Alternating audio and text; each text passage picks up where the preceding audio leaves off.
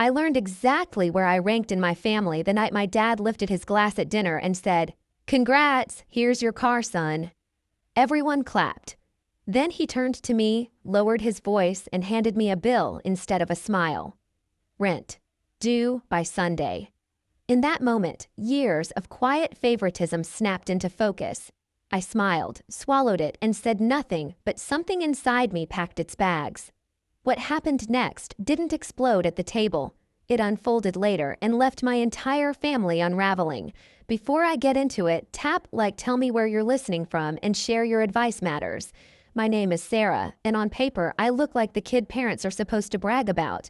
I work in social services, the kind of job where you sit across from people on their worst days and try to steady the ground under their feet. I learned early how to stay calm, how to listen, how to hold things together when emotions run high. Funny thing is, I learned most of that skill set at home.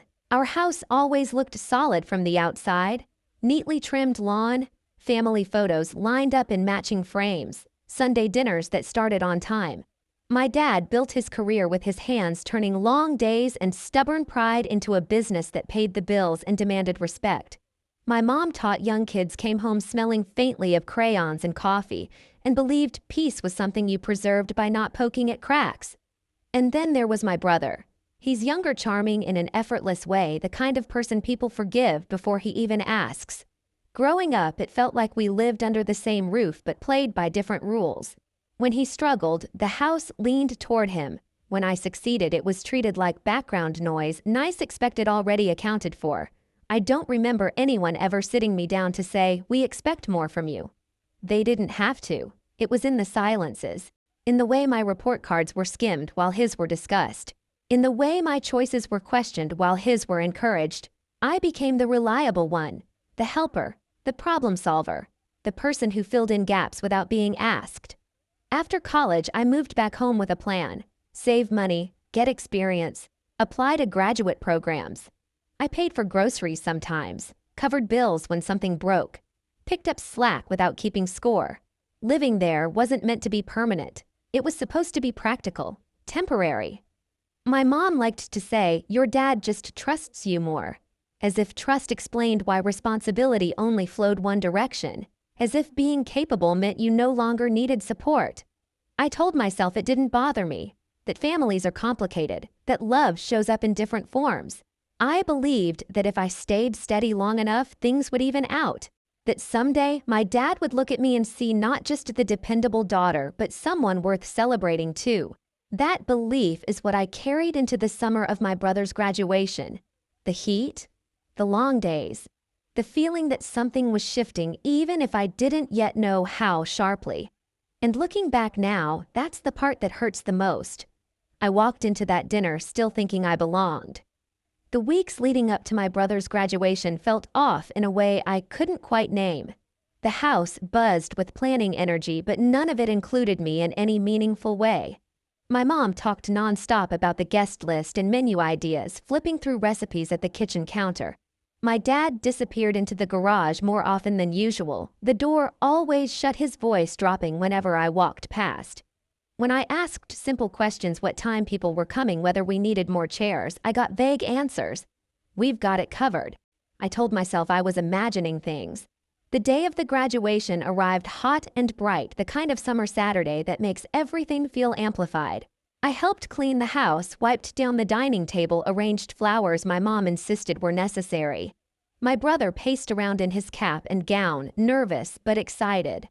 I straightened his collar without thinking, the same way I had done 100 times before, big moments in his life. At the ceremony, my dad clapped louder than anyone when my brother's name was called. He stood up halfway, beaming like this was a personal victory. I clapped too, genuinely proud, even as a small familiar ache settled in my chest. I remembered my own graduations, how my dad had shown up technically present already, checking his phone by the time my name was announced. Back home, the house filled quickly. Relatives, neighbors, family, friends. Laughter bounced off the walls. Plates clinked. Someone turned on music. I floated between rooms, refilling drinks, answering questions about work, smiling when people congratulated my brother. The garage door stayed closed the entire time, like it was guarding a secret. Dinner was loud and crowded. My dad stood at the head of the table, glass raised, waiting for the room to settle. He talked about hard work, about perseverance, about how not everyone has it easy, but the ones who push through deserve recognition. I noticed the way his words leaned toward my brother, how his hand rested on his shoulder. Then he pulled out the keys. They caught the light when he held them up, metal, flashing, unmistakable. A car. A big one. Worth more than I had ever spent on myself at once. The room erupted. Chairs scraped back. People cheered. My brother's face froze for a second before breaking into pure shock. I clapped. I smiled. My hands did exactly what they were supposed to do.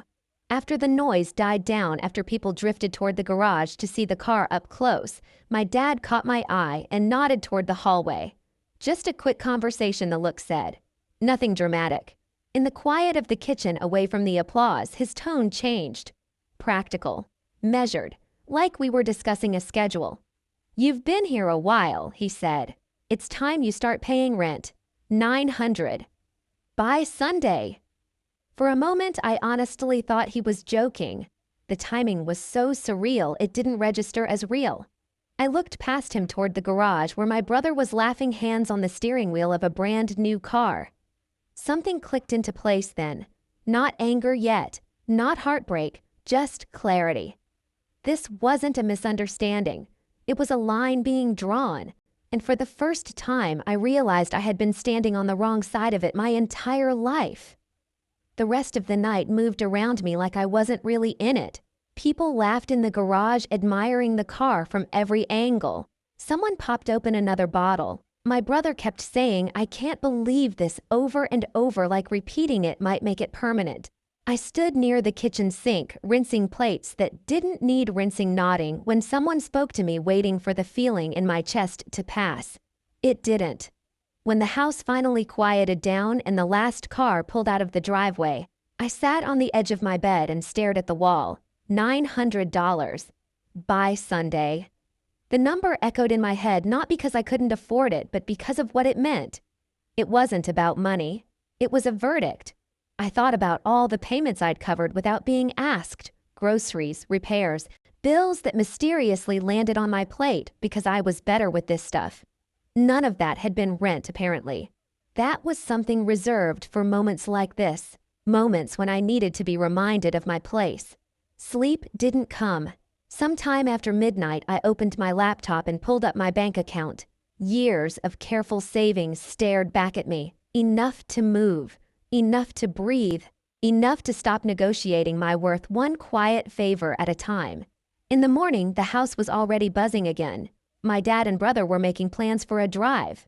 My mom hovered, cheerful in that brittle way she got when she wanted things to feel normal. No one mentioned the conversation from the night before. That silence told me everything I needed to know. I waited until they left. The quiet that followed was heavy but clean. I started with my closet, folding clothes into neat piles. Each decision felt oddly calm. What to take? What to leave? I skipped the things tied to old versions of myself, the ones who believed patience would eventually be rewarded. At my desk, I paused with a pen in my hand, staring at a blank piece of paper. I didn't write an essay. I didn't argue my case. I kept it simple, honest, final. I'm moving out. I'm taking responsibility for my life fully. Please don't look for me until I reach out. I folded the note once and placed it on the fridge, held down by a magnet that had been there for years. Then I carried my bags to the car and didn't look back. The pushback didn't come right away. It started as silence.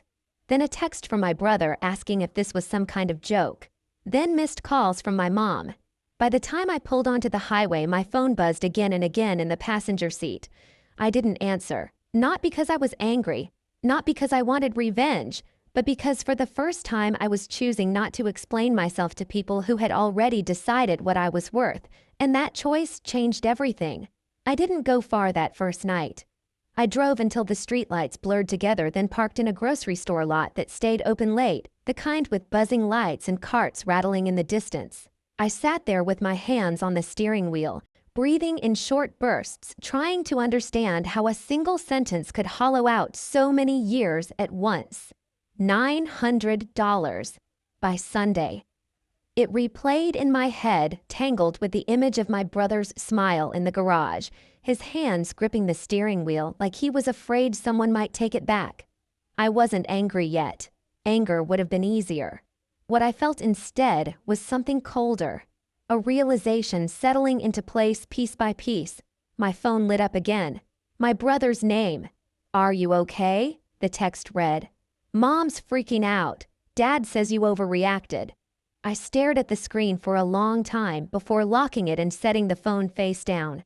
I didn't owe anyone an immediate version of myself, not tonight. I stayed with my best friend that first week. She didn't ask many questions, just handed me a spare key, cleared out a drawer, and said, "Stay as long as you need." The simplicity of it almost made me cry. No lectures, no conditions, just space. The messages kept coming, from my mom mostly. Long voicemails that swung between worry and accusation.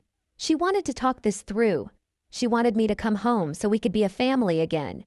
She never mentioned the rent, never mentioned the timing, as if ignoring it might erase what had been said. My dad didn't call it first. When he did, it was brief, controlled. "This is unnecessary," he said. "Adults don't storm off." I almost laughed at that. I hadn't stormed. I had packed quietly. I had left a note. If anything, it was the calmest decision I'd ever made. A few days later, my brother called. Not texted, called. "Can we talk?" he asked. His voice sounded thinner than usual, less sure of itself. We met at a coffee shop halfway between my friend's place and the house. Neutral ground. He showed up early, tapping his foot phone in hand like a lifeline. I didn't know he said as soon as I sat down. About the rent thing. Dad didn't say anything. I know I said. And I meant it. None of this was his doing. He leaned back, rubbing his face. "Everything's weird at home. Mom keeps crying. Dad's mad all the time. And now they're asking me about stuff you used to handle. Bills, appointments, things I don't even know where to start with."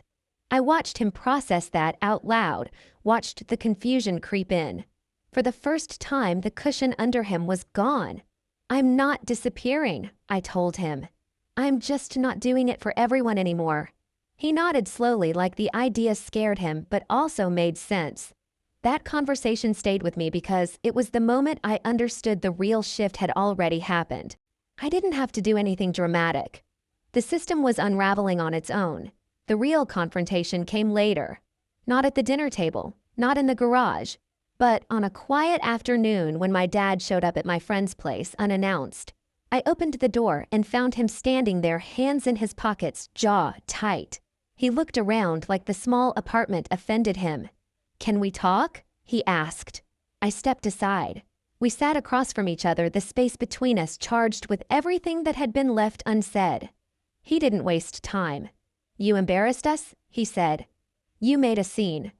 "I left quietly," I replied. "That's not a scene. You blindsided us." I held his gaze. "You handed me a rent demand at my brother's celebration. That was the blind side." He waved it off. "That's business. You're an adult. Adults pay their way.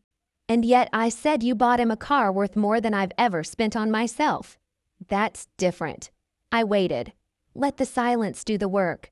"He needed encouragement," my dad said finally. "You've always been fine on your own." There it was again, the familiar script. "So because I handle things I get less," I asked. He sighed like I was exhausting him. "You're comparing apples and oranges." I leaned forward. "No, I'm comparing effort and reward. I'm comparing responsibility and support. And I'm asking why those only flow one direction." He hesitated, just for a second. Then he said it. "Because he's worth it." The words landed heavy and clean with no apology wrapped around them. For a moment I felt something crack open inside me. Not pain, relief. Because the question I'd been asking my entire life finally had an honest answer. I stood up. "I'm not here to argue with you," I said. I just needed to hear that. Hear what he snapped. "That I was never going to win," I said calmly. "Not by being responsible. Not by being patient. Not by staying." He frowned. "You're twisting this." "No," I said. "I'm accepting it." I walked him to the door. He looked stunned, like he'd expected tears or yelling. Some kind of leverage. "You're really going to do this?" he asked. "Walk away over money." I shook my head. I walked away over clarity.